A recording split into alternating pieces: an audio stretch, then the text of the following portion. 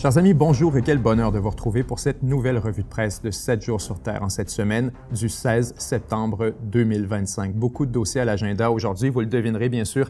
Il sera rapidement question du décès de Charlie Kirk. Je n'ai vraiment pas envie de m'éterniser trop longtemps là-dessus parce que ça fait tout simplement pas partie de mon créneau. Cela étant dit, je sais qu'on va me le reprocher si on ne le mentionne pas, alors on fera un petit retour là-dessus en début d'émission. Je veux rapidement qu'on se tourne du côté d'Israël et du Moyen-Orient, alors qu'on a des développements absolument spectaculaires au cours des derniers jours. Je pense que certains d'entre vous avaient suivi ce qui s'est passé. On a d'ailleurs une vidéo entière là-dessus qui a été dédiée du côté de Chaque jour sur Terre. La question de l'attaque israélienne contre le leadership du Hamas à Doha, au Qatar, c'est bien sûr, comme je vous dis, le dossier qui est le plus suivi à l'échelle internationale actuellement. En fait, au moment où on se parle, vous avez un sommet qui se tient du côté justement de Doha, au Qatar, pour, disons, déterminer la réponse des pays musulmans, arabes et plus largement, en fait, des pays de la communauté islamique là, contre Israël. Donc, on fera un retour sur les événements, sur comment tout ça a pu se produire, la réaction américaine, la réaction qatari, la réaction des pays environnants et surtout des déclarations absolument spectaculaires qui viennent d'être faites par Netanyahou, accompagné de Marco Rubio, le secrétaire d'État américain. On y reviendra tout à l'heure. Israël, qui à travers tout ça également, s'est permis d'attaquer la Syrie une nouvelle fois. On nous parle en fait de 3 bombardements en Syrie. On y reviendra tout à l'heure. Netanyahou ce matin qui allait d'un discours très intéressant mentionnant qu'Israël entre dans une période d'autarcie et d'isolation économique extrême qui serait notamment, dit-il, causée en raison de la réponse des gouvernements occidentaux qui ont été noyautés par l'immigration musulmane à travers les dernières années. Donc, des déclarations vraiment complètement lunaires de la part de Netanyahou. Ici, ça vaut la peine qu'on en traite tout à l'heure.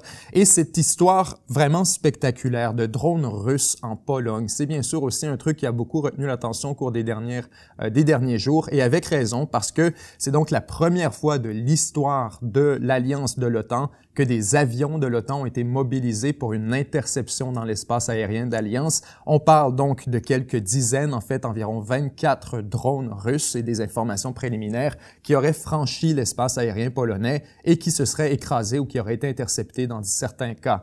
On reviendra tout à l'heure sur les motivations, sur les circonstances de l'incident en tant que tel et sur les conséquences, bien sûr, sur le court ainsi que sur le moyen terme. Ensuite, un dossier très intéressant qui retient notre attention. Je ne sais pas si on aura l'opportunité d'en parler aujourd'hui. On va essayer de se garder de la place quand même pour nos dossiers plus majeurs.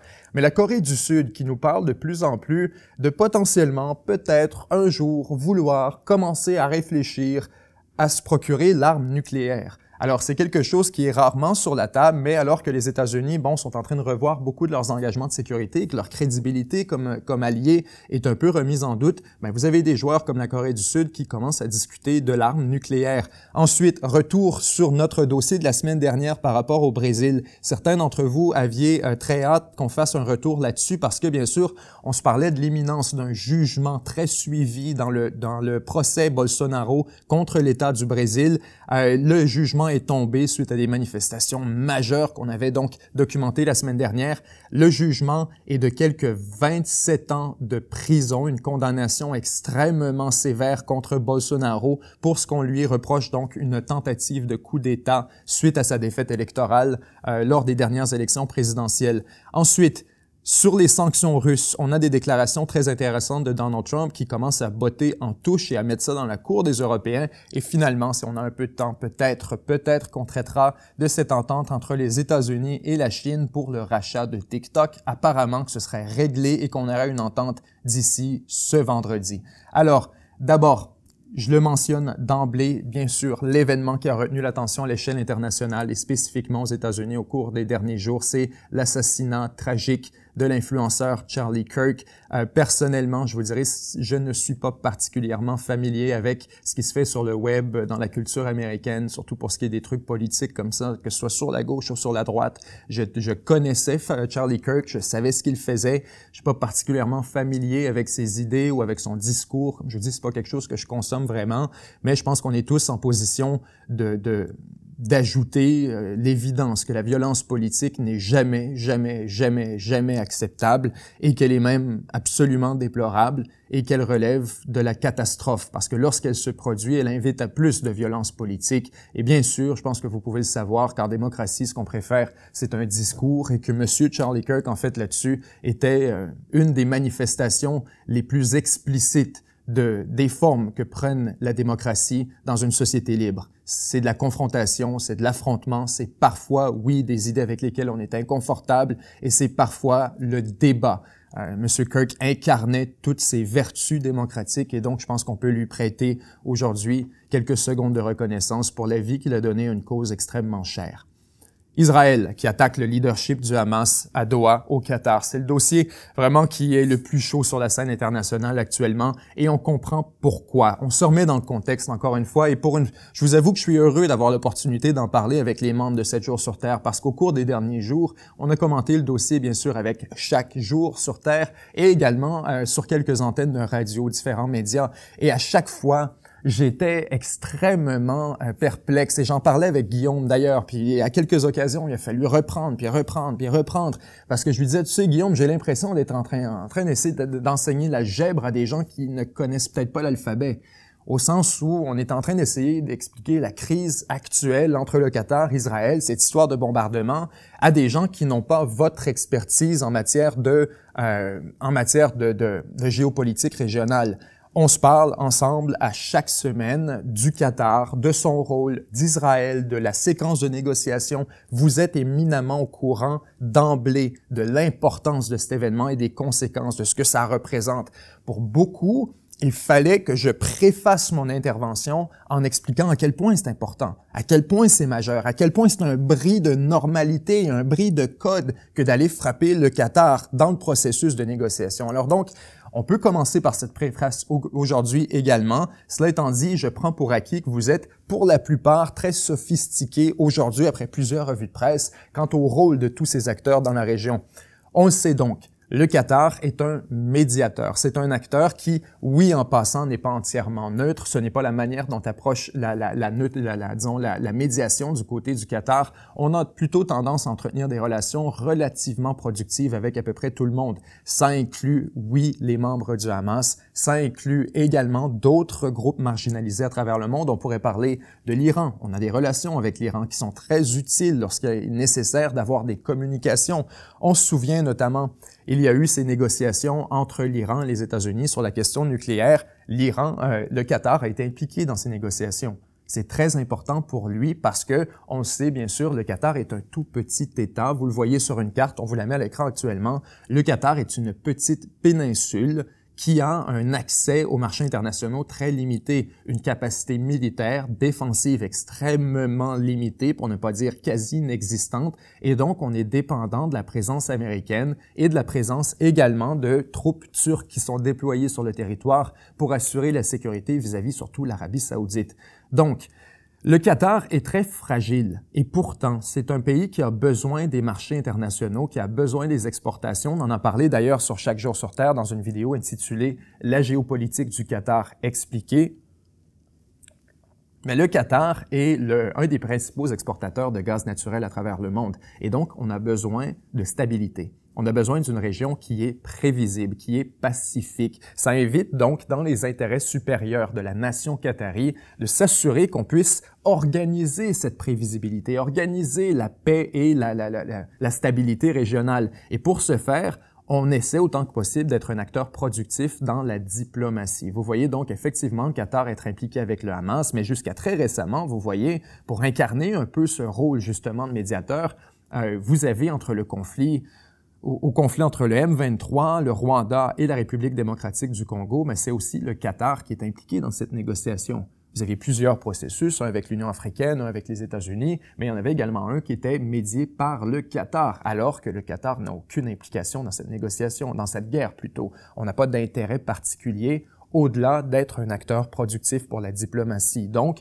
vous aviez des délégations à partir du Rwanda et de la RDC qui montaient chacun de leur côté dans des avions pour se rendre au Qatar, à Doha, et se rencontrer dans des hôtels. Et on avait ensemble discuté de comment ces négociations se font en pratique, mais c'est extrêmement important d'avoir des médiateurs parce que là, vous avez essentiellement un couloir d'hôtel dans lequel vous avez dans une chambre la délégation du Rwanda, dans l'autre la délégation de la RDC et au centre un groupe de médiateurs qataris qui sont là essentiellement pour littéralement transporter les messages écrits à la main d'une pièce à une autre et assurer donc la communication, assurer qu'on garde un canal ouvert. C'est à peu près le même rôle vis-à-vis la crise actuelle, la guerre actuelle, devrais-je dire, entre le Hamas et Israël. Alors, naturellement, un élément qui est important de comprendre, c'est que les membres du leadership politique du Hamas ne sont pas à Gaza pour des raisons sécuritaires très évidentes. Je pense que vous savez autant que moi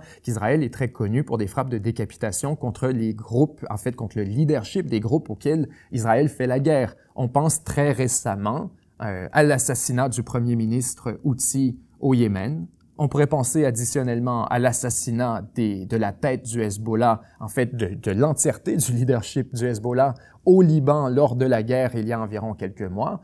Ensuite, on pourrait penser additionnellement à l'assassinat d'Ismaël Haniyeh, l'ancien premier ministre du Hamas, qui était lui en Iran, tué encore une fois par Israël dans une opération clandestine. Alors, ce que vous voyez, c'est que c'est très dangereux d'être le chef d'une faction qui négocie avec Israël.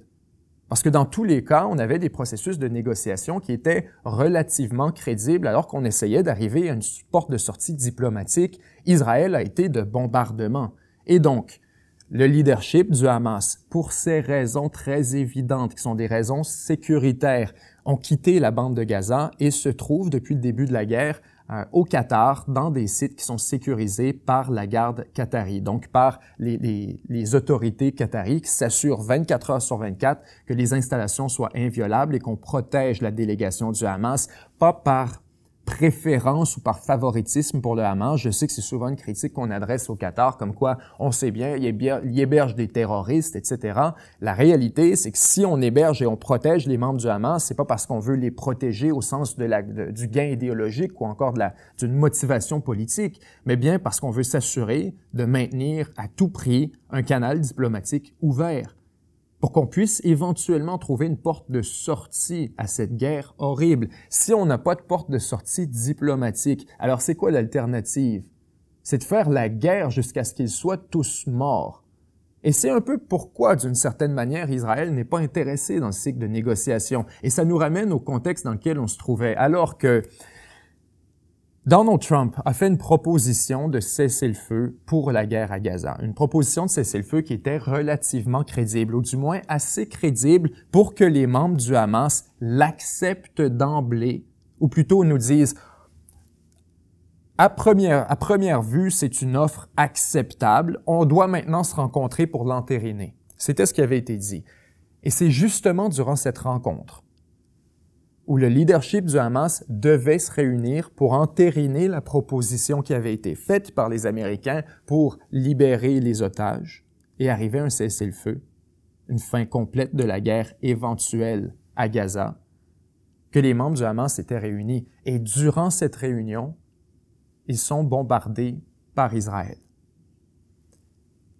Maintenant, on comprend donc le contexte, pourquoi c'est un sabotage des négociations, dans quelle la séquence qui s'est produite avant et pourquoi les États-Unis sont actuellement, ou du moins ils essaient de le projeter, très frustrés contre Israël. Parce que cette frappe, il faut encore une fois le maintenir, le mettre à l'avant, c'est un bris de normes incroyable au sens de la diplomatie internationale. J'ai dit précédemment que ce serait comme frapper la Suisse ou l'Autriche. C'est pas vrai. C'est pas comme frapper la Suisse et l'Autriche, ce serait une autre paire de manches. Quand je vous donne cet exemple, ce que je veux surtout souligner, c'est à quel point c'est un bris de normes et à quel point c'est une insulte au processus diplomatique. À quel point le Qatar est censé normalement, de par son rôle dans le processus, être un peu immunisé contre ce type d'attaque. Et aujourd'hui, on le voit visé parce qu'il fait partie du processus diplomatique, parce qu'il s'implique dans la médiation. Alors on comprend à quel point c'est problématique et à quel point Israël est donc condamné pour ses actions là-dessus. Évidemment, les États-Unis nous ont dit qu'ils n'étaient pas au courant de quoi que ce soit. Et ça est important de le comprendre, c'est un élément de contexte essentiel à positionner. Les Américains ont leur plus importante base militaire de la région, positionnée directement à Doha, au Qatar, en fait à quelques minutes du centre-ville, la base de Al-Udeid, qui est un élément essentiel de la projection de la force américaine à travers toute la région du Moyen-Orient. Alors donc, si on me dit aujourd'hui que les Américains n'étaient pas au courant de l'attaque, ça me semble un peu stupide de présumer une chose de la sorte. Les Américains, vous le comprendrez, protègent leur base d'Al-Udeid. Comme je viens de le mentionner, c'est une installation essentielle dans la projection de la force, puis dans la constellation militaire américaine dans la région. Donc, l'idée selon laquelle les Israéliens ont attaqué, et regardez encore une fois, je vous invite à regarder le Qatar sur une carte, idéalement une carte satellite, et vous verrez que c'est minuscule, c'est microscopique, c'est un tout petit État. Et si on attaque le Qatar par défaut, on attaque un espace qui est militairement sous le contrôle des Américains via la base de Al-Udeid. Alors, si on me dit aujourd'hui qu'on a attaqué, que les Américains ne s'en sont jamais rendus compte, qui n'ont pas vu que des projectiles ou encore qu'une attaque était imminente contre une région qui est sous leur contrôle, ça veut dire que les Américains sont essentiellement incompétents militairement, que leur couverture du Qatar est inexistante. Et ça, je n'y crois pas. Je suis désolé, je n'y crois pas. Et donc, l'histoire qu'on nous met de l'avant actuellement, c'est que les États-Unis ont effectivement eu de l'information en avance par rapport à l'attaque israélienne sur le Qatar. Cela étant dit, ils l'ont su à partir, on nous dit, la Maison-Blanche aurait eu l'information à partir de l'armée américaine. Et voilà donc la réponse à notre question. Effectivement, les Américains ont détecté les tirs. Effectivement, ils ont détecté, on ne sait pas, est-ce que c'était des missiles, est-ce que c'était un bombardement aérien, peu d'importance. Mais dans les deux cas, on a détecté qu'il y avait quelque chose qui se projetait vers le Qatar. Et immédiatement, l'armée américaine a informé Donald Trump, alors qu'il n'y avait toujours pas eu de communication avec Israël. Israël, de ce qu'on nous dit publiquement, n'a jamais informé les États-Unis. C'est l'armée américaine qui a informé Trump que quelque chose est en train de se présenter vers le Qatar. Et donc, Trump a ensuite ordonné à Steve Witkoff, c'est encore une fois les informations qu'on nous donne, de communiquer avec le Qatar en urgence pour avertir le Qatar. Le Qatar nie tout ça, ou en fait, nie partiellement, en nous disant « On a effectivement reçu l'appel, mais lorsqu'on a reçu l'appel pour nous prévenir, les bombes étaient déjà en train de sauter. » On entendait les bombes pendant qu'on était au téléphone. Alors maintenant, la question est de savoir qui savait quoi à quel moment, parce que tout le monde a un intérêt à cacher un peu là-dessus, vous le comprendrez. Israël, clairement, de mon idée, a communiqué avec les États-Unis. Il est extrêmement difficile de croire que c'est l'armée américaine qui a découvert des tirs de missiles, qui a ensuite informé Trump, qui a eu aucune communication avec Israël. Vous savez à quoi ça sert, ce mensonge? Ça sert à une chose très importante, à laver les mains de la Maison-Blanche. Les médias israéliens, en passant, un autre élément de contexte important à considérer, l'AMAM a fait suivre un article de la sorte cette semaine qui était important dans le narratif. Les Israéliens nous disent que Trump a donné le feu vert. Ils font couler l'information dans les médias israéliens comme quoi la Maison-Blanche, c'est pas vrai ce qu'ils nous disent, ils ont donné le feu vert à l'attaque israélienne contre le Qatar. Alors donc, quand la Maison-Blanche nous dit « On ne savait pas, on n'avait aucune idée, on nous a avertis par l'armée américaine », ils sont en train de vous dire « On n'a jamais eu de discussion avec Israël et donc on n'aurait pas pu refuser. On n'a pas eu l'occasion de dire non à Israël. » C'est la seule manière dans laquelle les États-Unis ne perdent pas la face d'une certaine manière. Parce que, imaginons qu'il y aurait eu une communication avec les États-Unis. Si on dit, ben oui, ils nous ont appelés, ils nous ont avertis. Alors, ça veut dire que tu as donné le feu vert, effectivement. Il y a juste deux théories. Soit tu as donné le feu vert, soit tu as dit non, et les Israéliens t'ont pas écouté. Et ils l'ont fait quand même. Dans les deux cas, c'est extrêmement problématique. Si les Israéliens l'ont fait sans ton autorisation, ça veut dire que tu n'as aucune autorité et que la Maison-Blanche, clairement, se fait dicter sa politique de relations étrangères, sa doctrine et toute sa géopolitique au Moyen-Orient par un petit État méditerranéen d'à peu près quelques millions de personnes. C'est ce que ça suggère. C'est très embarrassant et très grave.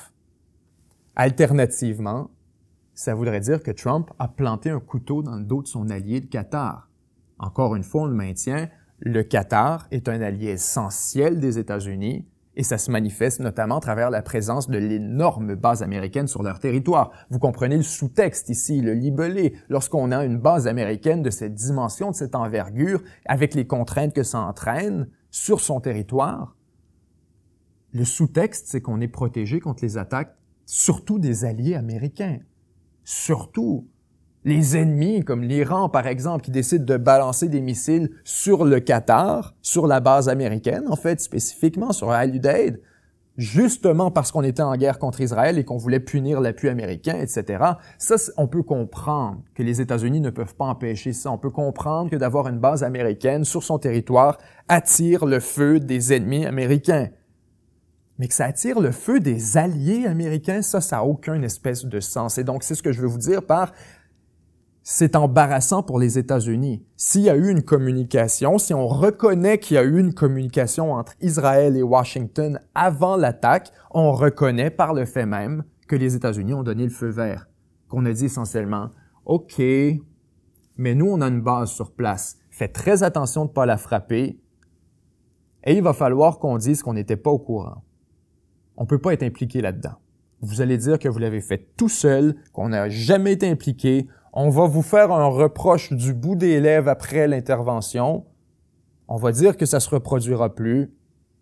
Mais allez-y.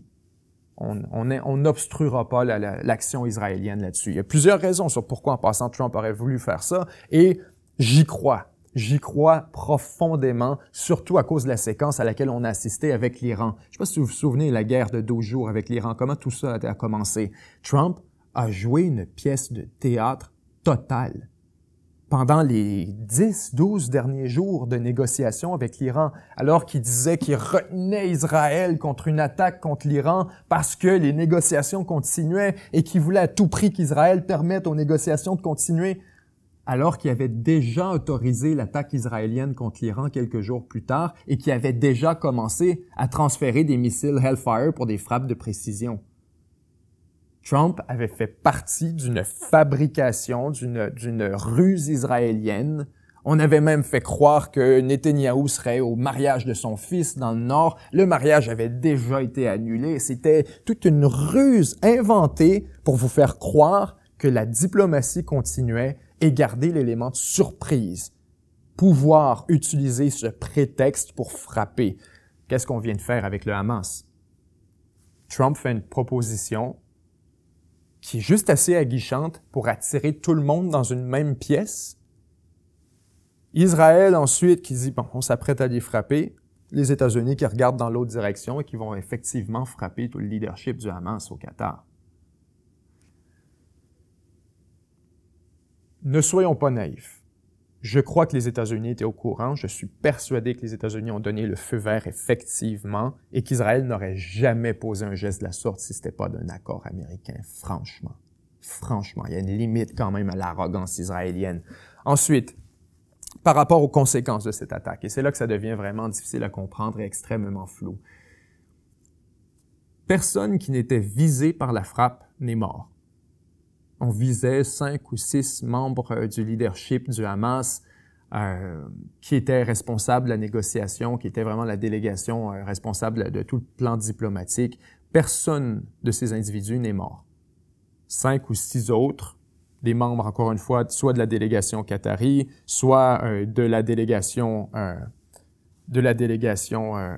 du Hamas, mais des membres de plus basse échelle, si on veut, de moindre envergure, mais tous ceux qu'on a essayé de tuer ont survécu. Ce qui nous invite à poser la question.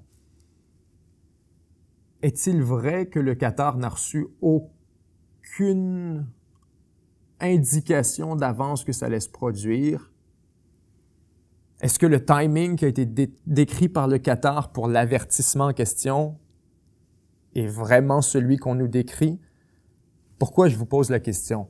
Parce que le Qatar, depuis un certain temps, se montrait impatient vis-à-vis le Hamas. Et oui, on a un bureau politique du Hamas, et oui, on leur permet une forme de diplomatie, négociation, mais le Qatar était un peu agacé de voir que ça n'allait de nulle part. Et à quelques occasions même, on a proposé de mettre fin aux négociations. Et les États-Unis sont intervenus en disant « Non, non, non, non, s'il vous plaît, continuez à faire de la médiation. On a peut-être une négociation qui peut arriver à quelque part. Peut-être qu'on peut avoir une entente avec le Hamas. » Et donc, le Qatar se bouchait le nez et continuait de permettre au Hamas d'occuper son territoire d'une certaine manière à travers son bureau politique et de faire la négociation depuis le refuge du Qatar. Il est possible que le Qatar avait perdu patience. Parce qu'il est vrai que ces négociations ne vont nulle part. Il est vrai que la présence du Hamas sur son territoire est hautement problématique. Notamment, vous avez eu un blocus par tous les pays de la région contre le Qatar il y a seulement quelques années, autour de 2021 si je me souviens bien, parce que justement on reprochait au Qatar sa politique vis-à-vis le Hamas, vis-à-vis Al Jazeera, vis-à-vis l'Iran. On lui reprochait sa neutralité, on lui reprochait son ambiguïté stratégique, voyons plus ça comme ça. Alors, il est possible qu'aujourd'hui, le Qatar ait décidé de lancer le Hamas en dessous de l'autobus. Maintenant, la question serait comment ont-ils tous survécu? Le fait qu'ils aient tous survécu, ceux qui sont importants, milite très fort en faveur d'un avertissement précoce fourni par le Qatar, dans lequel, à la dernière minute, on a été en mesure de les retirer de l'espace de négociation et de les placer dans un bunker sécurisé ou dans une forme de cave ou de sous-sol ou quelque chose où on avait une forme de protection additionnelle, de renforcement.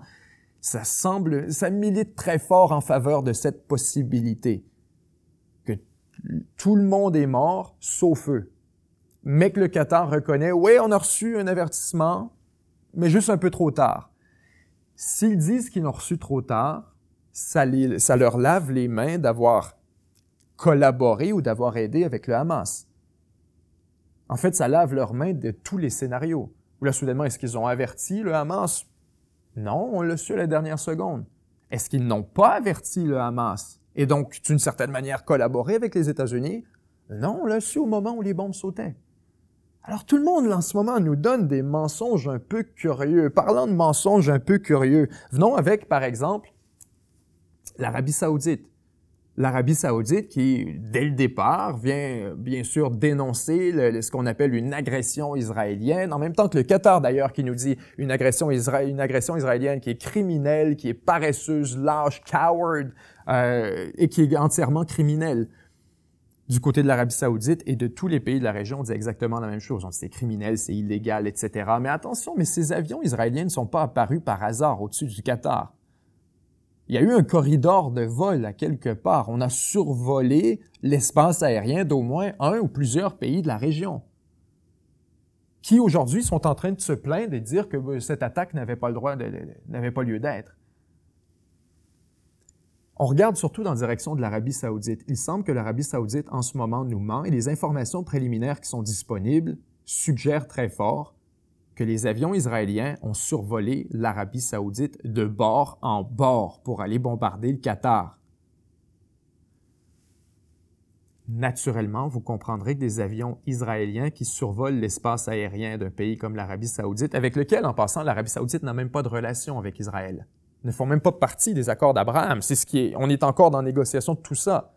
Alors, vous comprenez que lorsque des avions de guerre israéliens arrivent en convoi avec des avions ravitailleurs, avec des escortes, avec des avions radars, qu'on envoie une force de frappe qui se présente à la frontière saoudienne et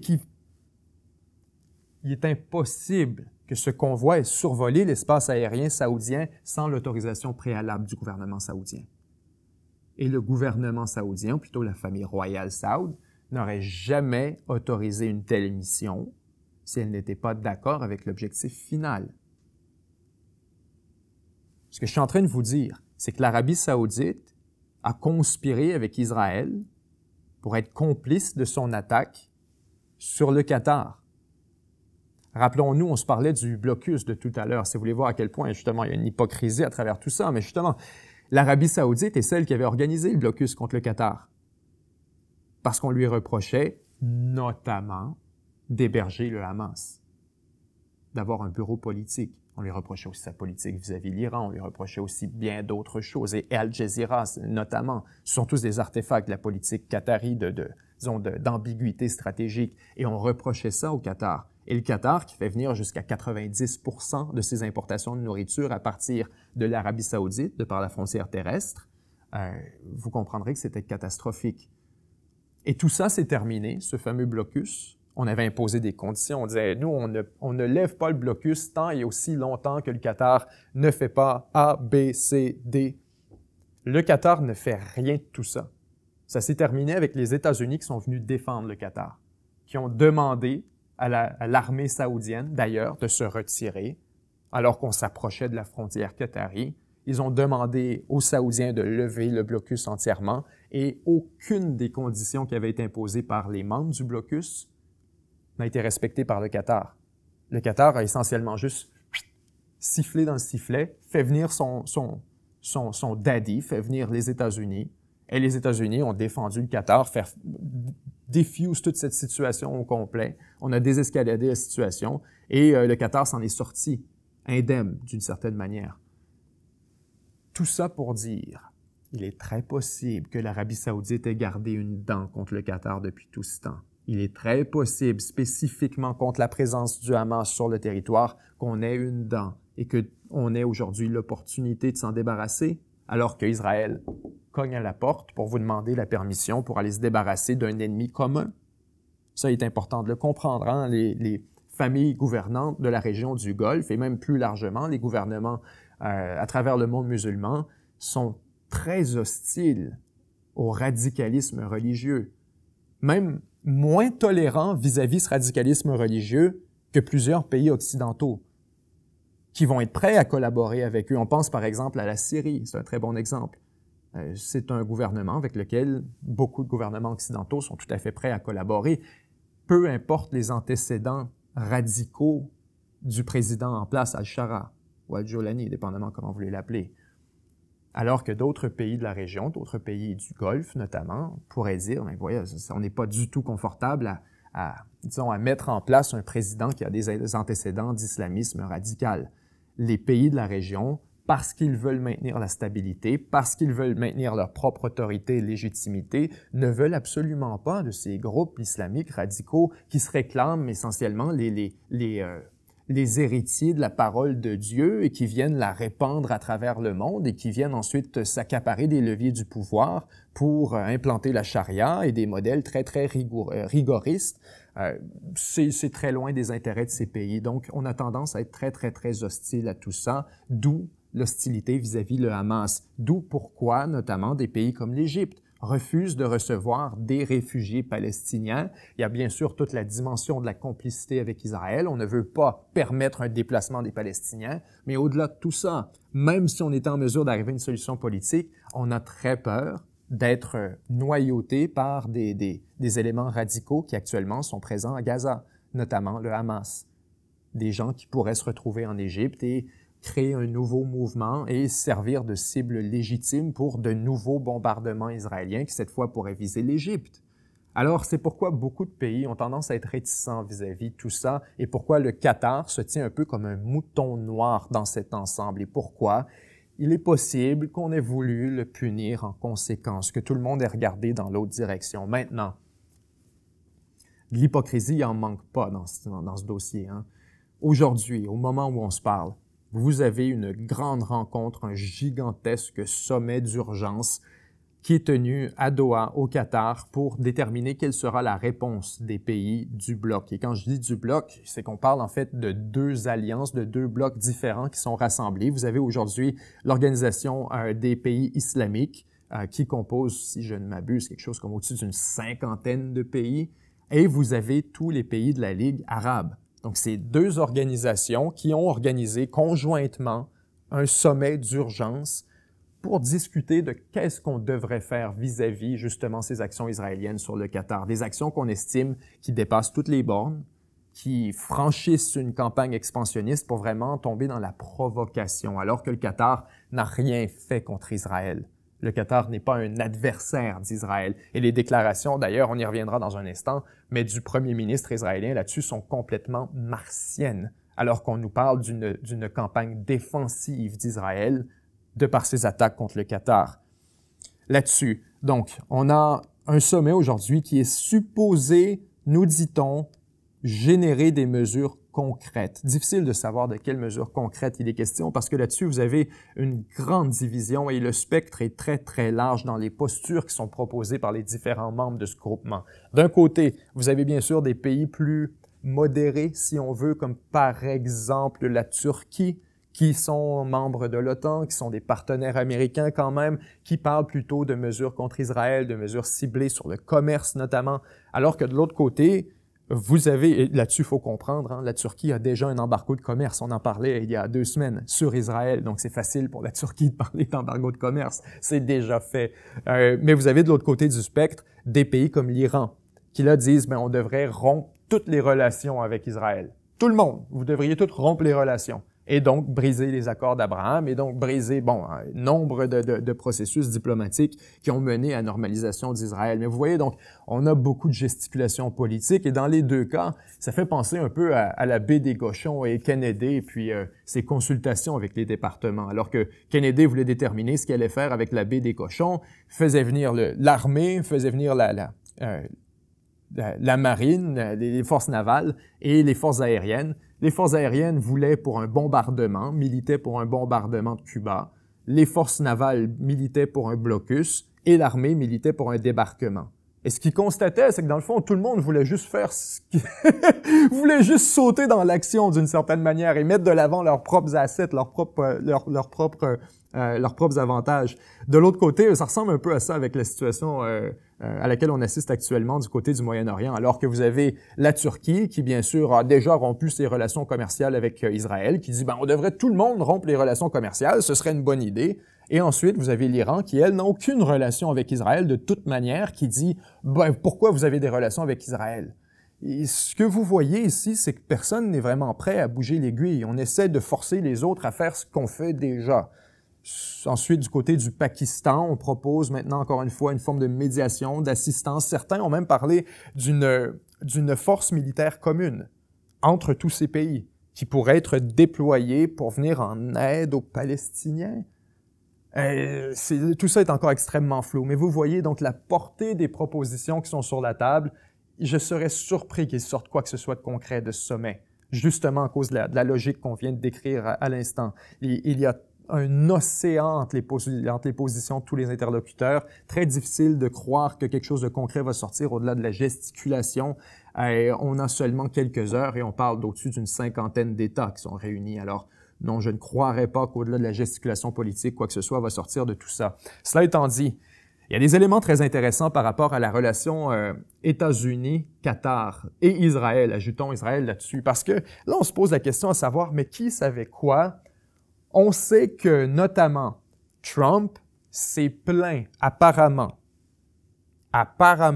Trump s'est plaint de la frappe israélienne contre le Qatar, comme quoi ça n'avance pas les intérêts américains. En fait, là-dessus, il faut le comprendre, c'était la déclaration de la part de la Maison-Blanche dans les quelques minutes qui ont suivi la frappe, alors qu'on appelait la secrétaire de presse de la Maison-Blanche de commenter, on nous disait une frappe unilatérale, donc on menait vraiment l'accent sur le fait que les États-Unis n'ont pas été consultés, une frappe unilatérale contre un pays comme le Qatar n'avance ni les intérêts israéliens, ni les intérêts américains.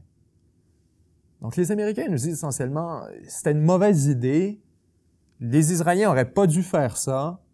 On ajoute ensuite, et Trump aurait communiqué, la Maison-Blanche nous ajoute ça dans la même conférence de presse, nous dit, en passant, Trump a pris le téléphone après l'attaque pour communiquer avec l'émir du Qatar et lui mentionner que ça ne se reproduirait plus, qu'une telle frappe ne se reproduirait plus sur son territoire. On comprend donc que les États-Unis étaient frustrés, ou du moins qu'ils n'étaient pas d'accord avec la frappe israélienne.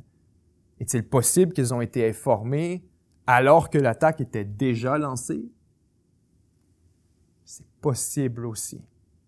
Maintenant, encore une fois, j'ai dit de la difficulté. Clairement, on a fait un peu de théâtre à travers tout ça, mais vous voyez, on a cet article juste ici du Wall Street Journal qui nous mentionne en fait que Trump a eu un appel avec Netanyahou immédiatement après la frappe ou dans les minutes, dans les heures qui ont suivi la frappe. et que Trump était très frustré. En fait, on nous dit Trump a eu une conversation animée avec Netanyahou au sujet de la frappe israélienne contre le Qatar. Le président Trump a eu mardi un entretien houleux avec le premier ministre israélien Netanyahou, ont déclaré de hauts responsables de l'administration américaine, exprimant leur profonde frustration d'avoir été pris au dépourvu par la frappe israélienne contre des représentants du Hamas au Qatar. Trump a déclaré à Netanyahou que la décision de cibler les dirigeants du Hamas à Doha n'était pas judicieuse. Il était furieux d'apprendre que l'attaque provenait de l'armée américaine, ou plutôt, il était furieux d'apprendre, c'est une mauvaise traduction, il était furieux d'apprendre de l'armée américaine que l'attaque est en train de se produire, et non d'Israël, et qu'elle touchait le territoire d'un autre allié des États-Unis, médiateur dans les négociations visant à mettre fin à la guerre de Gaza, ont indiqué les responsables. Netanyahou a répondu qu'il disposait d'une brève fenêtre pour lancer les frappes et qu'il avait saisi cette opportunité. Un deuxième appel aurait été cordial, Trump demanda à Netanyahou si l'attaque avait été un succès. Netanyahou a répondu qu'il l'ignorait. C'est un échec, on le sait aujourd'hui. Quelques heures plus tard, le Hamas a affirmé que les cibles israéliennes avaient survécu aux frappes, bien que 6 membres de rang inférieur aient été tués. Un haut responsable de l'administration Trump a déclaré que Trump, fervent partisan d'Israël, était de plus en plus frustré par Netanyahou, qu'il coince continuellement avec des mesures agressives prises sans l'avis des États-Unis et qui entre en conflit avec les propres objectifs de Trump au Moyen-Orient. À Gaza, Trump est favorable à un cessez-le-feu, à la libération des otages, mais il a également réaffirmé son soutien à la campagne militaire de Netanyahou. Le gouvernement israélien a refusé de commenter. Donc, là-dessus, on a un discours complètement différent, comme quoi Trump n'aurait rien su, Trump aurait été pris en angle mort totalement de par l'attaque israélienne et que, découvrant effectivement par l'armée américaine qu'un territoire sous leur protection était sur le point d'être attaqué, on découvre que c'était Israël qui était responsable de l'attaque, la Maison-Blanche l'apprend à la dernière minute, communique en urgence avec le Qatar, et il est déjà trop tard. C'est l'histoire officielle. Si c'est le cas, je veux qu'on prenne un instant pour relever à quel point c'est pathétique, déplorable et embarrassant pour la première puissance mondiale que de se faire déterminer à la va-vite par un coup de téléphone reçu par l'armée comme ça à dernière minute, que son plus gros allié, ou du moins son plus important, le plus dépendant de tous les alliés, est en train de nous planter un couteau dans le dos. C'est vraiment spectaculaire. Encore une fois, le Qatar est sous responsabilité militaire américaine. Il y a une raison pour laquelle il y a une base. Et le sous-texte ici, c'est qu'on va protéger le Qatar, ou du moins empêcher les attaques d'alliés contre son territoire. Sans quoi on est explicitement complice. Définitivement. On a laissé l'attaque se produire. C'est un peu comme si le Iron Dome israélien, le bouclier de fer, décidait tout simplement de s'éteindre pour une nuit. On le ferme pour ce soir, alors qu'il y a des attaques. Ce serait une forme de complicité avec l'attaque, avec celui qui est en train d'attaquer. Ce serait de faciliter son travail. Et donc, les Américains, en n'interceptant pas et en n'arrêtant pas l'attaque sur le Qatar, sont un peu complices de cette attaque. Et s'ils n'étaient pas au courant, alors ils en sont des victimes, au même titre que le Qatar. Quelle est la différence? Alors c'est profondément embarrassant, c'est gênant pour Trump, c'est gênant pour les États-Unis, et c'est encore plus gênant qu'on aille avec cette histoire. Sérieusement, je préférerais, quitte à mentir, à ce qu'on nous mente en nous disant qu'on avait donné le feu vert. Qu'on voulait se débarrasser du Hamas, on s'excuse au Qatar, ça se reproduira plus. Je préfère cette version-là que la version selon laquelle, comme on le disait tout à l'heure, un petit État méditerranéen décide de bombarder un territoire sous l'autorité des États-Unis et les États-Unis tremblent comme une feuille dans leurs pantalons à l'idée de devoir intervenir ou obstruer l'attaque en question. Et que les États-Unis sont en fait, à l'inverse, laissés à ramasser les pots cassés, à aller s'excuser au Qatar, à aller faire des sommets avec les alliés, pendant que tout le monde est réuni justement à Doha, au Qatar, pour déterminer comment ils vont répondre à ça. Ça vous donne une bonne idée à quel point les États-Unis sont en otage aux intérêts israéliens. À quel point on ne parle plus seulement d'une convergence d'intérêts où là, les deux, on est ennemis contre l'Iran. Non, non, non. C'est vraiment Israël qui impose son agenda sur les États-Unis. Alors que Trump essaie d'obtenir un cessez-le-feu qui est relativement crédible au point où on en est, alors que le Hamas n'a plus vraiment de capacité de résister et qu'on a déjà mentionné qu'on était prêt à accepter l'offre qui était sur la table, Israël s'en va saboter les négociations. Donc que les États-Unis le savent ou non, dans les deux cas, c'est pathétique, c'est embarrassant et c'est un point tournant dans cette relation entre les États-Unis et le Qatar. Peu importe ce qui arrivera ensuite, parce que là, ce qu'on vient de faire d'une certaine manière, et on reviendra dans un instant, il y a d'autres déclarations, à se cogner la tête contre les murs. Mais force est de reconnaître que ça en est pas mal fini pour le Qatar. Ça en est pas mal terminé. On a brisé les roues du modèle qatari, une fois pour toutes. Et vous me croyez pas? On en reparlera dans 6 mois. Mais le rôle du Qatar, c'est quoi? C'est justement, tout ça est basé sur la prémisse, la notion, jamais jusqu'ici testée, que le Qatar avait la capacité et la volonté d'offrir un refuge aux groupes marginalisés du monde, un refuge permettant la continuité de la diplomatie, de la négociation, etc. À partir du moment où vous allez tuer des gens qui sont sur la garde du Qatar, c'est ce que je voulais dire par un peu aller tuer des gens au beau milieu de la Suisse, c'est censé être un sanctuaire. Ben, vous venez de briser, de rompre, de compromettre à jamais son rôle de sanctuaire.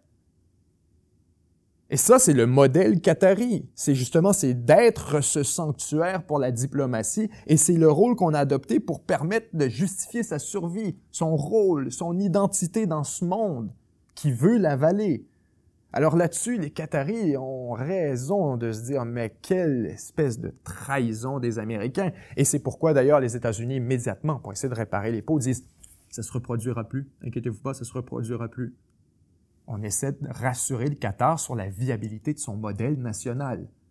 Comme quoi on n'a pas l'intention de fuck with it une autre fois. Maintenant, on s'en va du côté de cette déclaration martienne. Quand je vous le dis, tout ce que je viens de dire, il n'y a plus rien qui tient. Il n'y a plus rien qui tient. Comme quoi les Américains ont essayé peut-être de protéger le mandat du Qatar, mais vous allez avoir une autre fenêtre sur le niveau auquel Israël peut nuire aux intérêts américains. Alors que ce matin, j'en riais, j'explosais de rire dans mon bureau en me disant « c'est impossible, il vient pas de dire ça pour... » Netanyahou ce matin, alors que Marco Rubio, secrétaire d'État américain, se rend faire une tournée du Moyen-Orient pour essayer de remettre tout ça sous contrôle, il s'en va à Israël, côte à côte avec Netanyahou dans une conférence de presse. Netanyahou se fait demander « allez-vous refaire ça une autre fois? » Netanyahou de répondre « oui ». S'il faut. Alors, l'article de la BBC, juste ici. Netanyahou n'exclut pas de nouvelles frappes contre les dirigeants du Hamas. Le premier ministre israélien Netanyahou n'a pas exclu de nouvelles frappes contre les dirigeants du Hamas après l'attaque la semaine dernière au Qatar, affirmant qu'il ne bénéficierait pas de l'immunité où qu'il soit. S'exprimant lors d'une conférence de presse conjointe flanquée par le secrétaire d'État américain Marco Rubio à Jérusalem, Netanyahou a déclaré que chaque pays avait le droit de se défendre au-delà de ses frontières.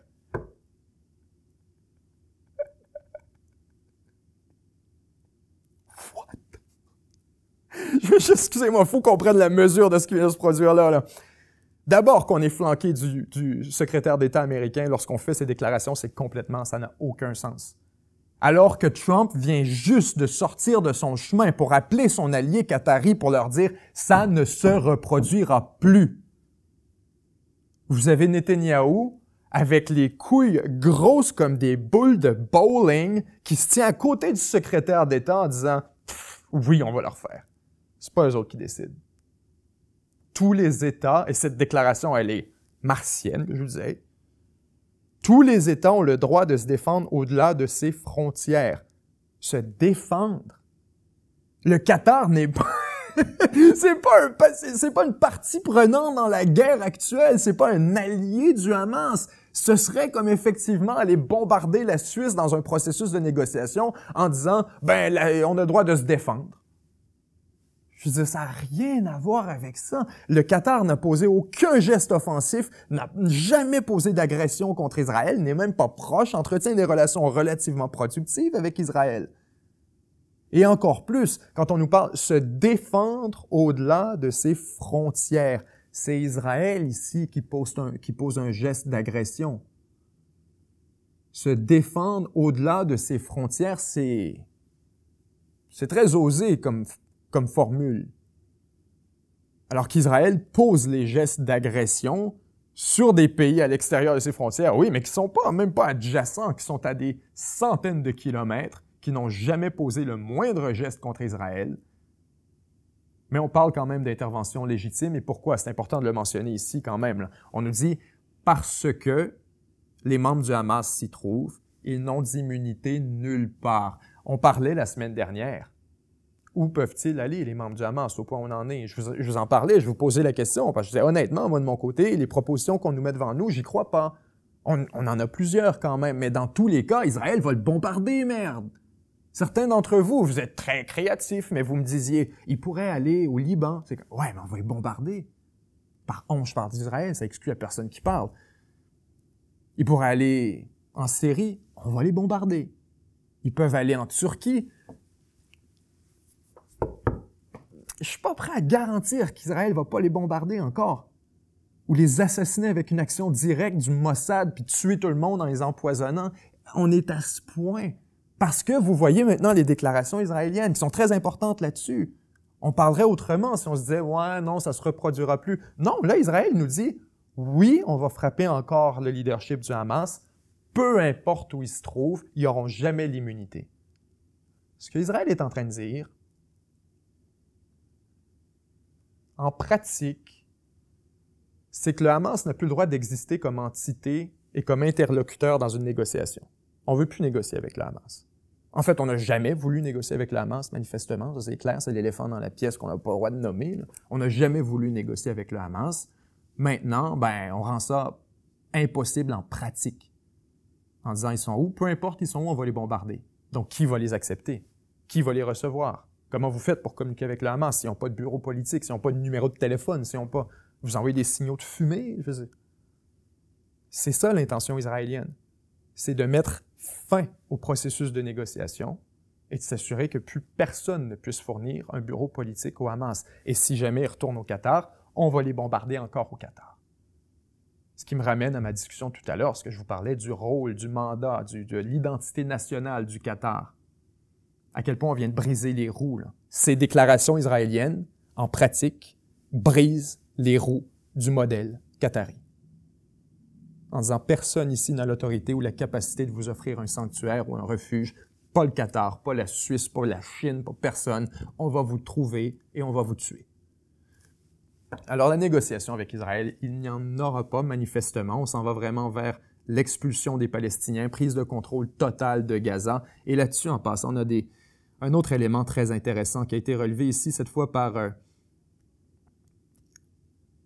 le Times of Israel, qui nous mentionne que c'est un article très intéressant, en fait, là, qu'à travers tout ça, Netanyahou est quand même conscient de l'état d'extrême isolation dans lequel il est en train de porter Israël, et plutôt de s'en plaindre, Netanyahou est essentiellement en train de dire « faudra qu'on s'y fasse. Faudra qu'on s'y fasse. C'est la nouvelle réalité de l'État israélien d'être isolé de tous les autres sur le plan diplomatique, oui, politique, ça c'est pas nouveau, mais maintenant sur le plan économique et militaire. » Ce que Netanyahou nous dit, essentiellement, c'est à mesure que l'Allemagne, le Royaume-Uni, la France, tout le monde nous balance en dessous de l'autobus, on commence à perdre accès à des armes, à de la logistique, à des munitions, et il faudra qu'on produise les nôtres. On perd des relations commerciales, nos exportations d'armes, c'est un des éléments qui est soulevé par Netanyahou, nos exportations d'armes sont de plus en plus bloquées.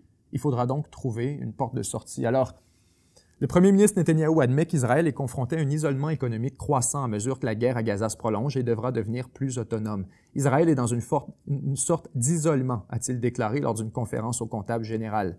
Nous devons de plus en plus nous adapter à une économie autarcique, donc sans commerce extérieur. C'est le mot que je déteste le plus, dit-il. Je suis partisan du libre marché, mais nous risquons de nous retrouver dans une situation où nos industries d'armement sont bloquées. Nous devrons développer ces industries ici, non seulement la recherche et le développement, mais aussi la capacité de produire ce dont nous avons besoin. Netanyahou affirme qu'Israël peut sortir de cet isolement, Mais écoutez bien ça, c'est lunaire. Netanyahu affirme qu'Israël peut sortir de cet isolement, mais il accuse la migration massive d'immigrants musulmans vers l'Europe d'avoir poussé les gouvernements dans une direction anti-israélienne et de les avoir conduits à annuler les accords de défense avec l'État juif. La migration massive d'immigrants musulmans vers l'Europe aurait poussé les gouvernements dans une direction anti-israélienne. C'est une explication curieuse et très créative pour un gouvernement israélien qui a passé les 2 dernières années à antagoniser tout le monde dans la région et à poser des gestes qui rompent avec tous les consensus historiques et la communauté internationale au complet, que de se dire c'est à cause des musulmans s'il n'y a plus personne qui veut nous parler, il y a trop de musulmans dans les pays occidentaux. Premièrement, un commentaire profondément déplacé, xénophobe, raciste, dégueulasse, très digne du premier ministre israélien, mais encore plus, tout à fait faux et qui fait complètement abstraction des années de gestes et d'actions israéliennes qui ont elles-mêmes contribué à l'état d'isolement dans lequel se trouve aujourd'hui Israël et encore plus aux décisions des gouvernements occidentaux de se débarrasser des contrats de défense avec Israël, comme si ça avait quoi que ce soit à faire avec un lobby musulman qui serait trop puissant dans les pays occidentaux. My guy, veux-tu qu'on parle de lobby? Are we going there for real? Alors, Netanyahou commence à comprendre, je crois, que les actions israéliennes au cours des dernières années ont un impact sur la politique étrangère, ont un impact sur la trajectoire d'Israël plus généralement et que ce n'est pas sans conséquence sur sa posture à travers le monde. Maintenant, parlant encore une fois d'Israël qui va toujours trop loin, je commence que j'ai passé 1 heure encore une fois à me plaindre d'Israël, c'est comme si ça devient une rituel à chaque semaine.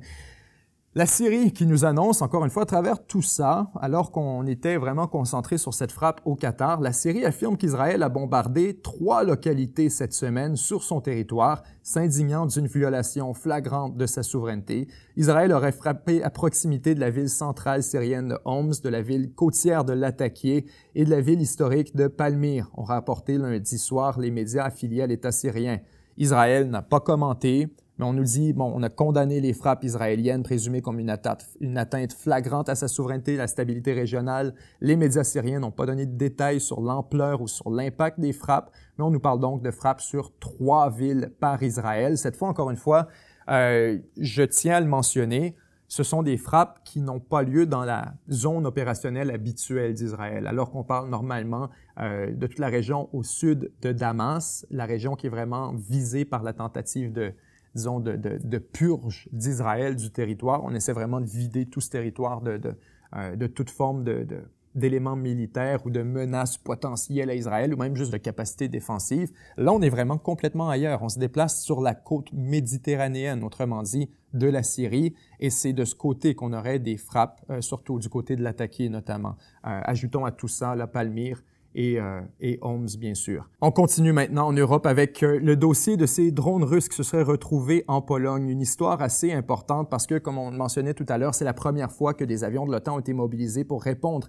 à une incursion de ce qu'on considère des projectiles en provenance de Russie. Important de mettre tout ça dans le contexte. Vous aviez donc une importante attaque de la Russie contre l'Ukraine, une attaque qui impliquait environ 450 projectiles de tout type. On entend par là, oui, des drones, mais aussi beaucoup de missiles. Et donc, de ces 450 qui ont été tracés, identifiés, les trajectoires par les Ukrainiens, vous voyez très bien sur la carte 23 drones qui auraient été retrouvés du côté polonais, qui auraient franchi la frontière avec la Pologne, et 4 de ces drones qui auraient été interceptés par des éléments de la défense de l'OTAN. On parle par là, dans certains cas, de missiles Patriot déployés en Ukraine, mais également additionnellement de F-16 et de F-35 appartenant, si je me souviens bien, bien sûr à la Pologne, mais aussi aux Pays-Bas. Alors, beaucoup d'éléments qui ont été impliqués dans cette histoire. On essaie maintenant de comprendre quelle était la motivation de la Russie. Est-ce que c'était volontaire?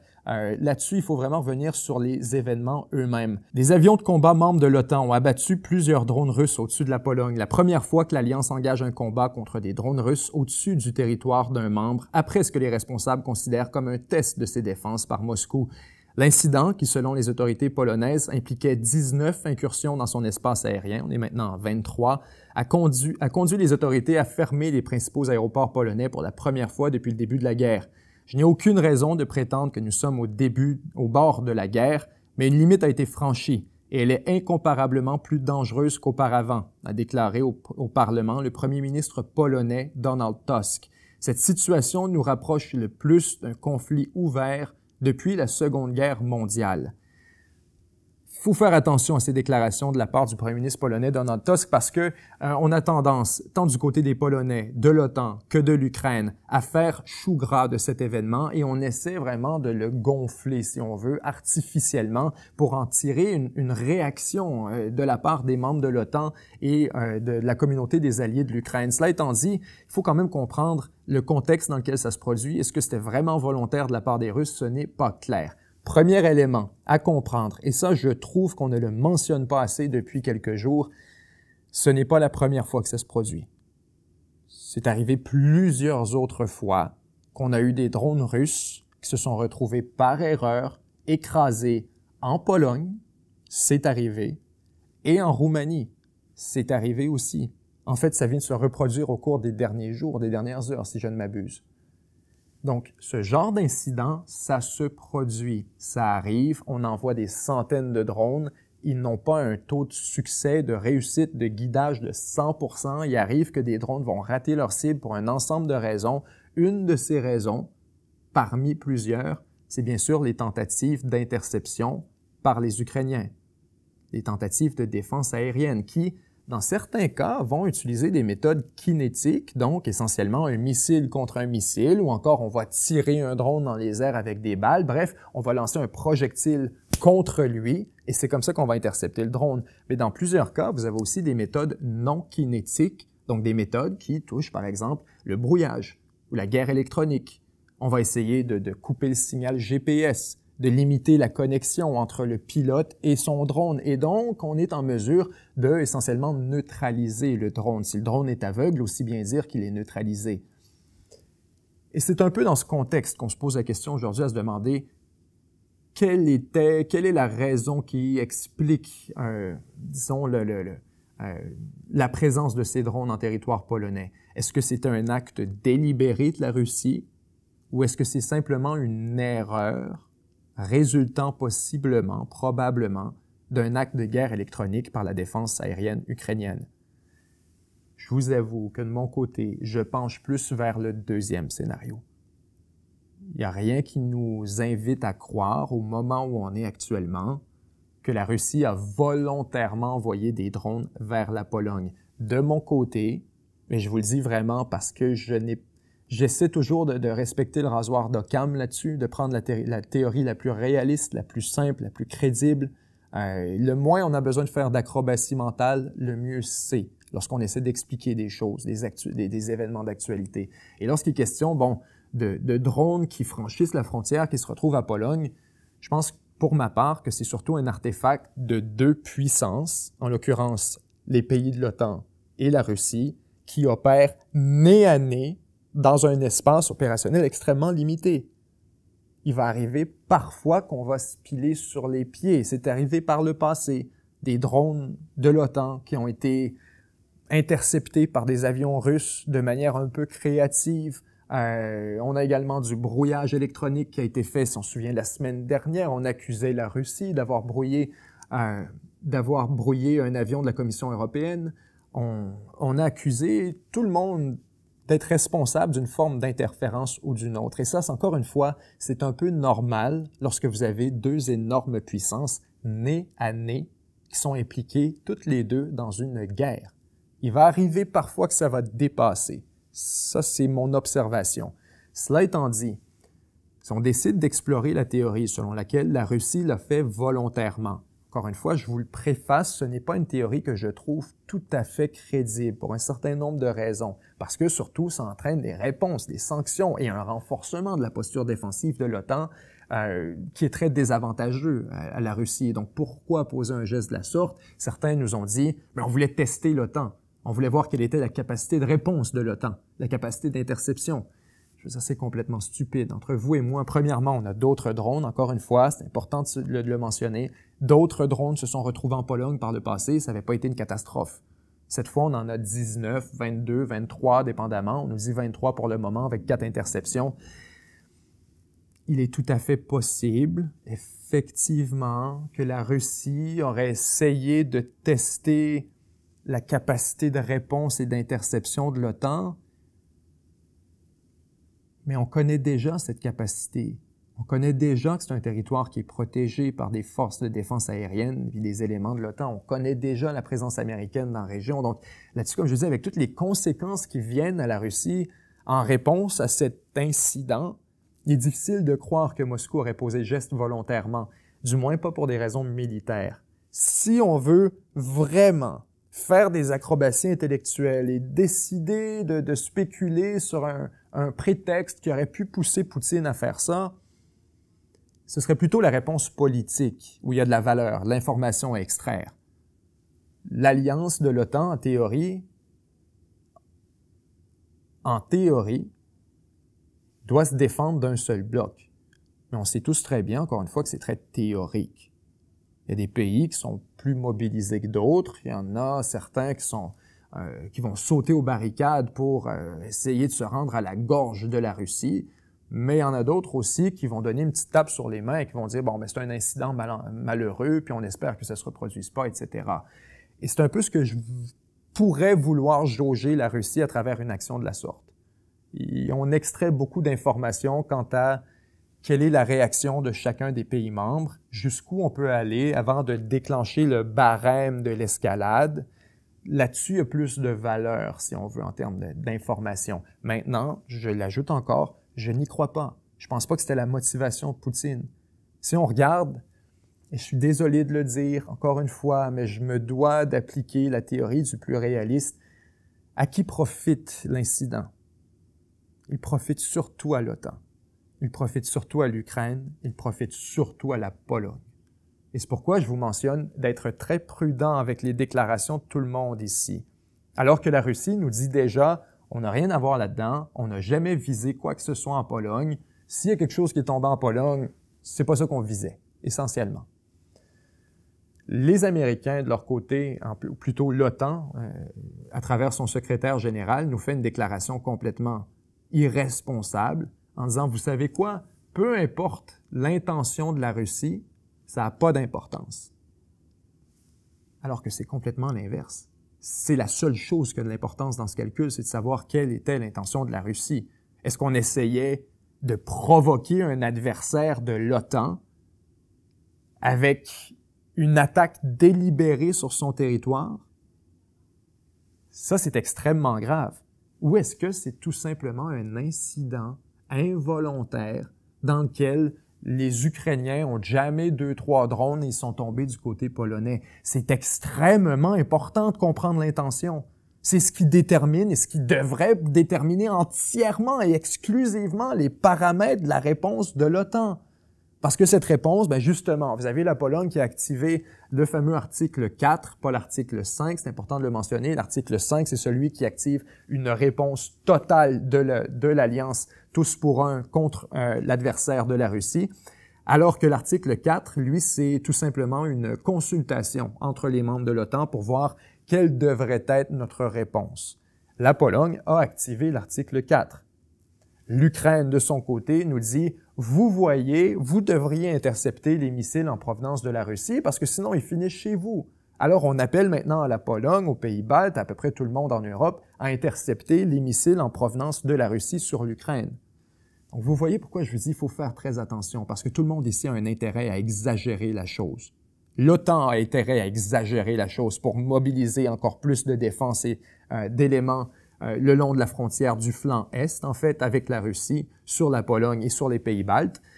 Les Ukrainiens ont un intérêt également à un renforcement des postures de l'OTAN et idéalement à un rôle plus actif de l'OTAN dans la guerre vis-à-vis des interceptions. Et de son côté, la Pologne a bien sûr un intérêt, au moment où on se trouve, à vous dire qu'elle est visée par la Russie, qu'elle est une victime au même titre que l'Ukraine de cette agression et donc qu'elle a besoin de ressources défensives en conséquence. Et pourquoi je vous dis tout ça? Vous allez me dire, Benjamin, t'en inventes. Écoutez, c'est littéralement la réponse de la Pologne aujourd'hui.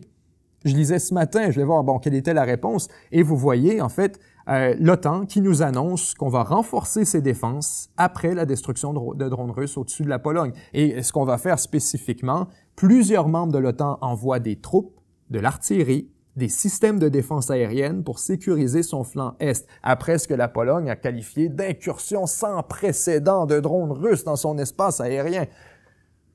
D'autres drones se sont écrasés au sol et ont été retrouvés plus tard dans l'est de la Pologne, si on parlait de l'événement, bien sûr, précédent. La Pologne a demandé une session du Conseil de sécurité. En réponse à l'incursion des drones, les Pays-Bas et la République tchèque ont déclaré qu'ils enverraient des défenses en Pologne, tandis que la Lituanie recevrait une brigade allemande et un avertissement plus important concernant les attaques russes contre l'Ukraine qui pourraient traverser la frontière. L'Allemagne a également déclaré qu'elle intensifierait son engagement le long de la frontière orientale de l'OTAN. Plus tard, le président français Emmanuel Macron a annoncé que le pays enverrait 3 avions de combat Rafale pour aider à protéger l'espace aérien polonais. Le président américain Donald Trump qui lui a dit que c'était probablement une erreur. Je suis pas content de la situation.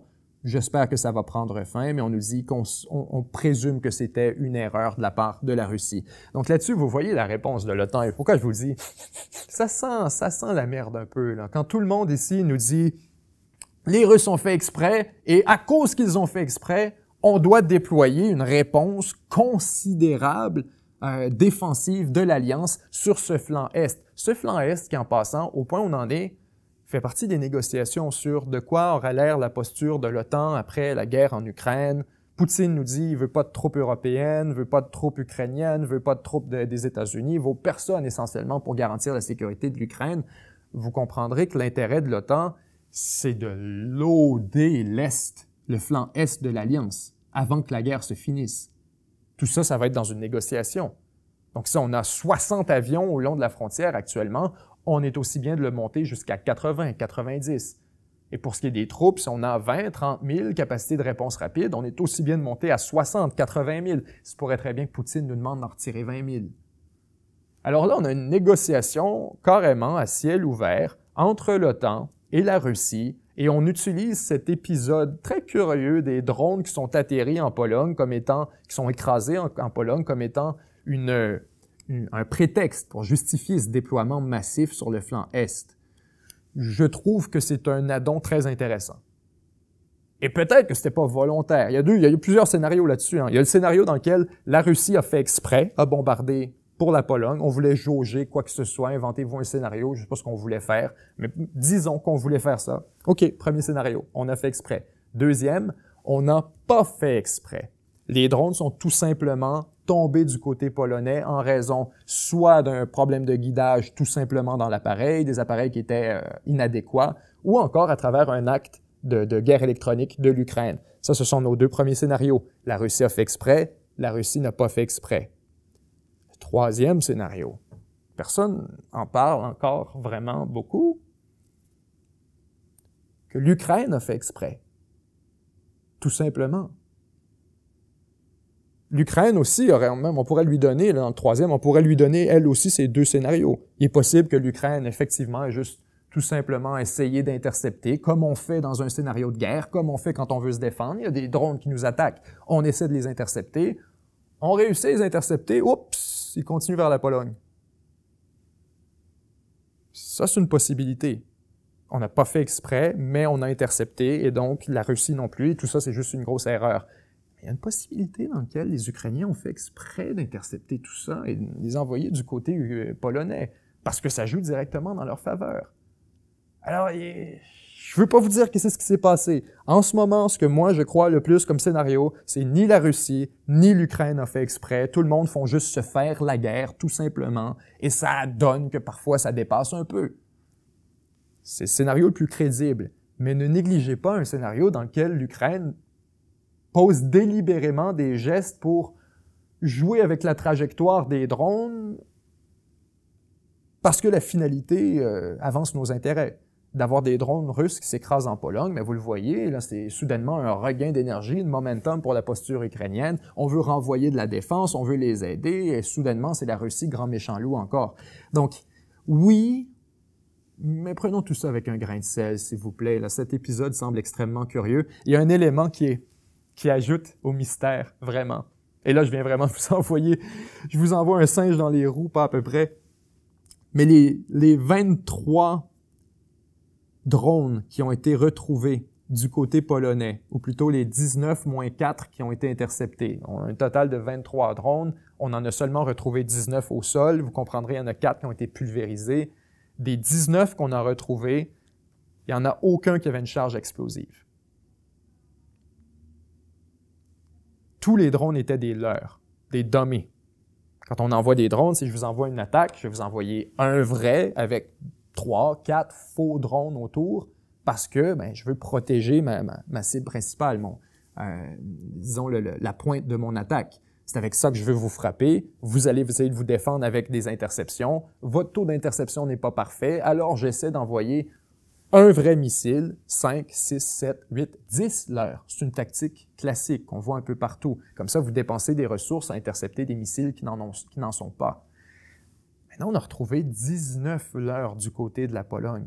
Pas un vrai missile, nulle part. Donc, est-ce qu'il y avait 4 missiles avec charge explosive et ça donne que les 4 qu'on a interceptés, c'était les 4 avec des charges explosives? Ça me semble une drôle de coïncidence, mais ça me semble aussi une énorme coïncidence qu'on ait seulement des leurres du côté de la Pologne. Le ratio munitions réelles, leurres, ça peut être 1 pour 4, 1 pour 5, 1 pour 10, c'est rarement 0 pour 19.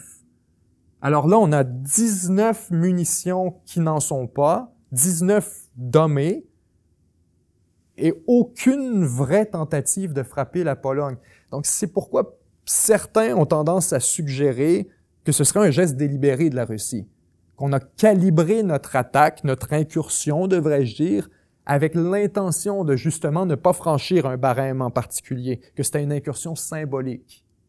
En envoyant des instruments qui ne sont pas offensifs de nature, mais qui vont seulement provoquer une réaction, il est possible que le Kremlin essayait quelque chose. Alors voilà, le mystère qu'on a devant nous actuellement, c'en est un très curieux, mais je pense que ça valait la peine d'ajouter ce détail parce qu'on n'en parle pas vraiment. Et ce matin encore, je faisais des recherches pour voir s'il y avait des nouvelles informations qui s'étaient ajoutées là-dessus. Absolument rien. On ne nous mentionne pas plus que ce qu'on avait sur la table il y a quelques jours. Alors, très intéressant, je vous invite à suivre au cours des prochains jours les développements quant à ce déploiement de l'OTAN sur sa frontière, sur son flanc Est. Il y aura certainement plus à apprendre. Du côté du Brésil, on passe sur un dossier qu'on a suivi la semaine dernière. Très rapidement de ce côté, parce que je ne veux pas trop qu'on s'attarde sur la cause elle-même, mais on a deux articles de presse très intéressants. D'abord, en fait, 2 qui nous proviennent du New York Times. L'un qui nous mentionne cette peine qui vient d'être prononcée contre Bolsonaro et additionnellement une lettre ouverte qui a été écrite par le président brésilien actuel, Lula da Silva, publiée dans le New York Times.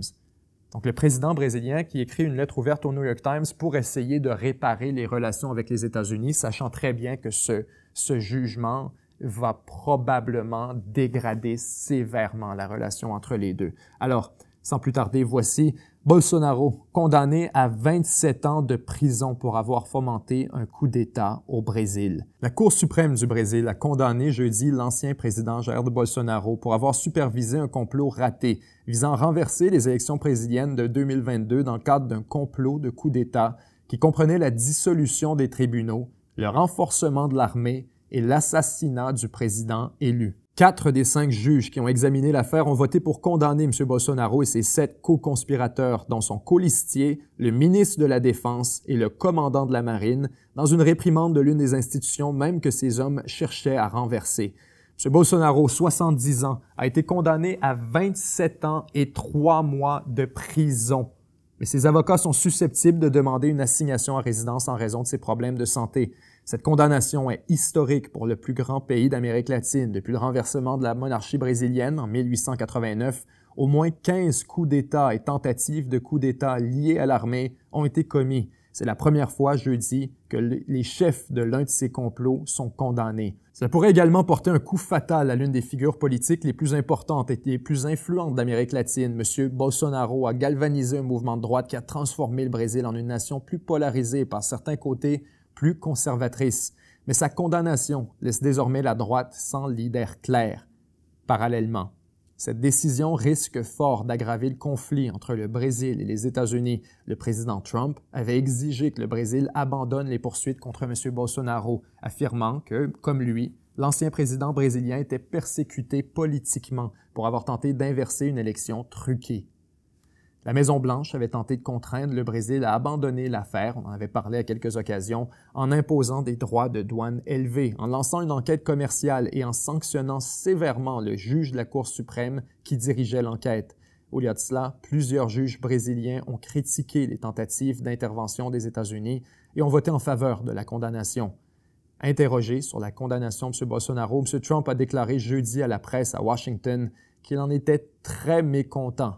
« Je connais le président Bolsonaro.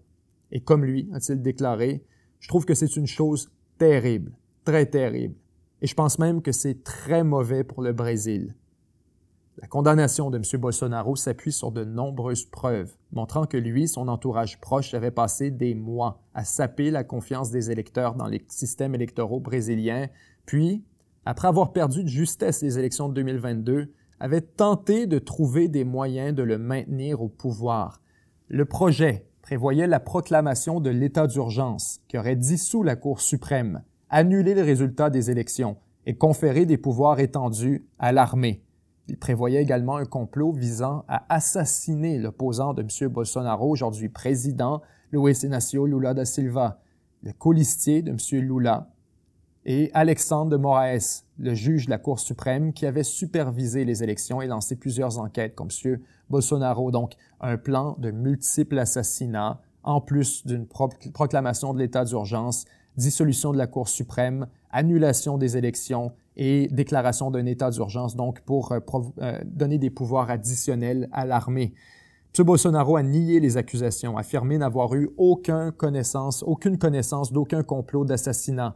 Il a plutôt témoigné d'avoir recherché des moyens, dans le cadre de la Constitution brésilienne, de corriger ce qu'il qualifiait une fraude électorale. Pendant des mois, M. Bolsonaro et ses alliés ont qualifié cette affaire d'abus de pouvoir de la Cour suprême pour l'opprimer politiquement et étouffer son mouvement. Il n'a jamais eu l'intention de fomenter un coup d'État. C'est bien un mouvement politique qui est jugé et pas seulement ses dirigeants, a déclaré l'avocat de M. Bolsonaro. Une condamnation, a-t-il ajouté, laissera une trace dans l'histoire du tribunal. Alors que le procès a avancé vers le verdict les 2 dernières semaines, M. Bolsonaro s'est vu abandonné par certains de ses alliés accusés d'avoir fomenté le coup d'État à ses côtés. Parmi eux, son ancien ministre de la Défense, dont l'avocat a affirmé qu'il avait tenté de persuader l'ancien président d'abandonner ses projets. Il a également dû faire face à des témoignages accablants de la part de son secrétaire personnel et à des documents montrant que le complot d'assassinat avait été imprimé et apporté au palais présidentiel. Une grande partie des troubles s'est également déroulée publiquement. M. Bolsonaro a ouvertement répandu de fausses informations sur la fraude électorale. La police routière brésilienne a arrêté des électeurs dans des circonscriptions de gauche le jour du scrutin et 1 semaine après l'investiture de M. Lula, des milliers de partisans de M. Bolsonaro ont pris d'assaut les couloirs du pouvoir brésilien dans une tentative avortée de provoquer un coup d'État militaire. La condamnation était donc largement attendue, une opinion renforcée par la composition du panel de 5 juges. Outre le juge Moraes, que M. Bolsonaro a ouvertement attaqué, le panel comprend un ancien avocat personnel de M. Lula, ainsi qu'un autre ancien ministre de la Justice et proche allié de M. Lula. Ça conduit M. Bolsonaro à placer sa confiance dans un Ave Maria venu de l'étranger, M. Trump. Pendant des mois, l'un des fils de M. Bolsonaro a fait pression sur la Maison-Blanche pour aider son père à éviter une peine de prison. En juillet, M. Trump est intervenu. On a imposé des droits de douane exorbitants de 50% au Brésil, ce qui a poussé le pays vers la Chine et a frappé le juge Moraes avec certaines des sanctions les plus dures dont disposent les États-Unis, généralement réservées aux personnes ayant commis des violations des droits de l'homme. Alors vous voyez maintenant la situation dans laquelle on se trouve entre les États-Unis et le Brésil, alors que Trump nous dit qu'il est très mécontent d'une condamnation ferme de 27 ans contre le leader de la droite brésilienne, après un procès marqué par des accusations extrêmement graves, Quand on nous parle justement d'annulation de l'élection, promulgation d'état d'urgence, de pouvoir renforcé à l'armée, d'assassinat d'opposants politiques et de l'état-major, si on veut, du parti rival, là-dessus, la cause est extrêmement lourde. On avait très peu d'informations jusqu'ici vis-à-vis ce qui était reproché à M. Bolsonaro. Et la question devient maintenant, qu'arrivera-t-il au niveau de l'emprisonnement? Les dernières manifestations au Brésil concernaient moins le procès que la condamnation elle-même. On était convaincus que le procès se terminerait avec une condamnation. Tout le monde le savait, notamment en raison de la composition du panel de juges qu'on vient de mentionner, où vous aviez des juges qui étaient favorables à l'équipe de Lula da Silva, et donc on présumait que la condamnation était une chose acquise. Ce qu'on essayait de contester plutôt, on essayait d'extraire une amnistie de la part du gouvernement. Que le gouvernement brésilien, un peu comme on l'a fait, voyez-vous, comme Gerald Ford l'a fait avec Richard Nixon, on pourrait, malgré des gestes criminels posés par le président précédent, choisir, pour le bien de la nation, d'offrir une amnistie au président en question. C'est ce qu'on a fait avec Nixon. Certains l'ont reproché à Gerald Ford. Certains ont dit que c'était de bafouer le processus judiciaire, que c'était essentiellement placer le président au-dessus de la Constitution, que c'était essentiellement que c'était renier l'État de droit. D'autres ont dit que c'était extrêmement important pour soigner une cicatrice politique, une blessure ouverte de l'Amérique et permettre au pays de passer à autre chose. On pourrait faire le même argument pour ce qui est de Bolsonaro. Je suis pas en train de vous dire que les crimes s'équivalent. On parlait du Watergate, qui est essentiellement un épisode politique. On parlait pas de tentative d'assassinat ou de renversement ou de coup d'État. Mais quand même, il est actuellement sur la table qu'on offre une amnistie au président Bolsonaro. On n'en parle pas, bien sûr, mais c'est ce qui est revendiqué par l'entièreté des appuis de Bolsonaro qui sortent dans les rues pour protester. On ne demande pas qu'on lève la condamnation, on accepte la condamnation, ou plutôt, on accepte que c'est un fait indisputable. Ce qu'on demande, c'est une amnistie en réponse à cette condamnation. Et si le gouvernement brésilien le refuse, il y a une autre option qui est sur la table, qui pourrait sauver les relations avec les États-Unis. C'est une option que je soumets. J'imagine qu'elle est déjà en négociation au moment où on se parle. Bolsonaro pourrait partir en exil aux États-Unis.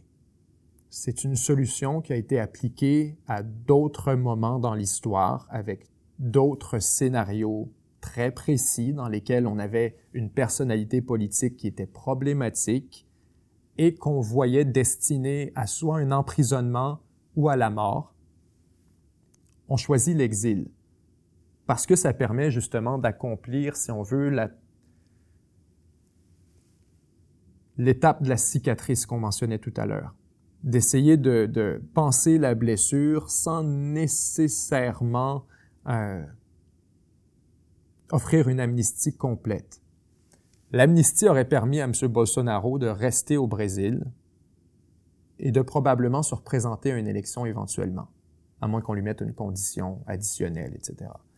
L'exil permettrait deux choses. Il permettrait au Brésil de se débarrasser de Bolsonaro, parce que clairement, avec une condamnation de 27 ans, c'est un peu l'objectif recherché. On essaie de se débarrasser de la menace politique que représente Bolsonaro et additionnellement de la menace sécuritaire, nous dit-on. L'exil accomplit ça. Persona non grata au Brésil.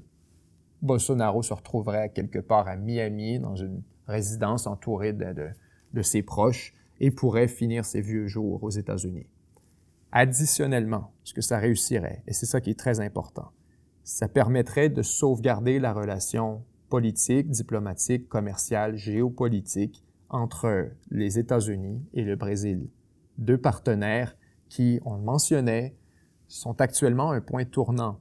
Alors que le Brésil réfléchit de plus en plus à l'intégration aux BRICS, alors que vous voyez Lula da Silva se rapprocher de la Russie, de la Chine, appeler justement à des rapprochements stratégiques, les États-Unis courent un grave danger en se plaçant en antagonisme avec le Brésil et en essayant de le placer dans un coin, de le peinturer dans un coin. Ce qu'on devrait essayer de faire, surtout, c'est d'arriver à une entente gagnant-gagnant en offrant à Bolsonaro l'exil aux États-Unis, Bolsonaro évite la prison.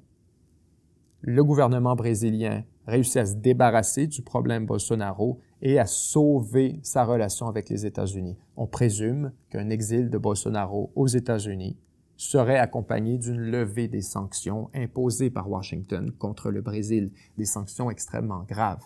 C'est important de le comprendre. C'est littéralement le pays le plus sanctionné actuellement, le plus commercialement, bien sûr, le plus sanctionné par les États-Unis en matière de tarifs.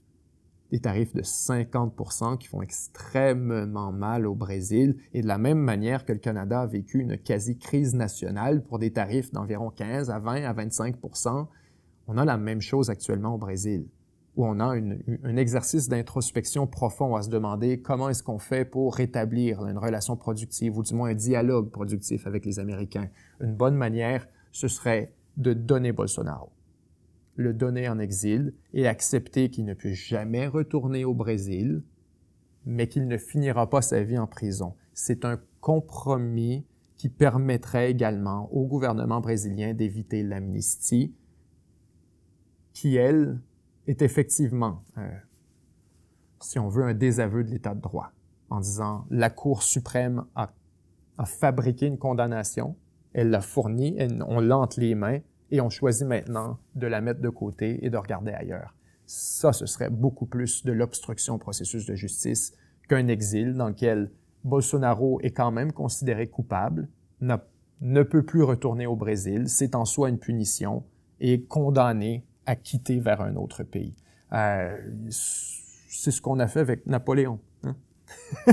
Alors, il y a toujours la possibilité de négocier lorsqu'on arrive des trucs comme ça, et ce qui me suggère d'ailleurs que c'est peut-être déjà en cours. Vous avez justement cette lettre qui a été publiée par Lula, une lettre ouverte écrite en anglais directement dans le New York Times. Et ce que Lula titre, en fait, c'est littéralement « La démocratie et la souveraineté brésilienne ne sont pas négociables ». Alors, je vous invite à lire le commentaire de Lula là-dessus qui, essentiellement, s'adresse aux États-Unis, s'adresse au président Trump pour lui dire « Il n'y a rien de tout ça qui est négociable ». Alors, est-ce qu'il y a effectivement des négociations en ce moment en coulisses sur le sort de Bolsonaro? Est-ce que la question de l'exil est sur la table? Écoutez, Lula sent la nécessité de publier dans le New York Times que ce n'est pas négociable, que tout ça va rester.